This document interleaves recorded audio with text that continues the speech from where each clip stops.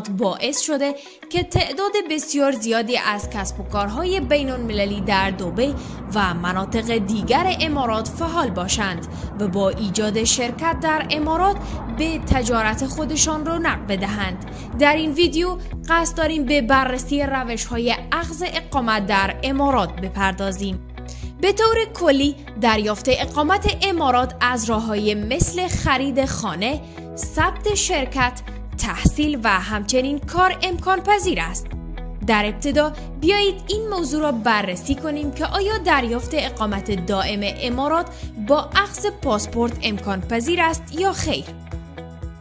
در همین ابتدا باید بگویم که کشور امارات سیاست‌های بسیار سختگیرانه‌ای در زمینه اعطای پاسپورت امارات به مهاجران دارد و یا بهتر است بگویم که امارات هیچ گونه سیاست مهاجرتی برای اعطای پاسپورت به شهروندان خارجی ندارد.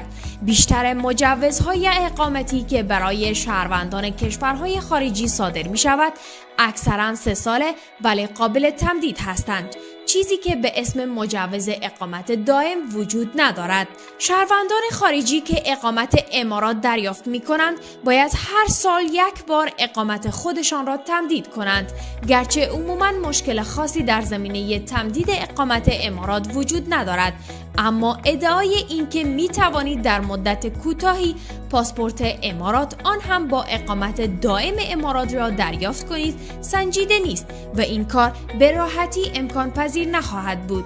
اخذ اقامت امارات با هر روشی صرفاً یک نوع اقامت موقت ولی قابل تمدید است. اقامت امارات با خرید ملک یکی از شیوه‌های اخذ اقامت امارات است که اخیراً بسیار در موردش صحبت می شود. دریافت اقامت امارات با خرید ملک.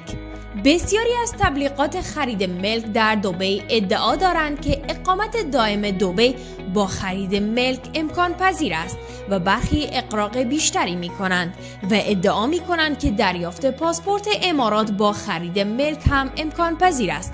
اما باید به صورت روشن بگویم که اقامت امارات با خرید ملک اقامت 6 ماهه یا 2 ساله است و باید پس از اتمام دوره اقامتی خود نسبت به تمدیدش اقدام کنید.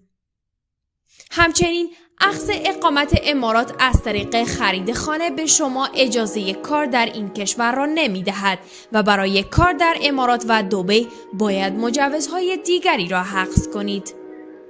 سرمایه گذاری در املاک دبی اگر با یک بینش اقتصادی صحیح انجام شود می تواند سود زیادی را برای سرمایه گذاری به دنبال داشته باشد، ولی خریدار ملک در امارات همواره باید مراقب کلاهبرداری ها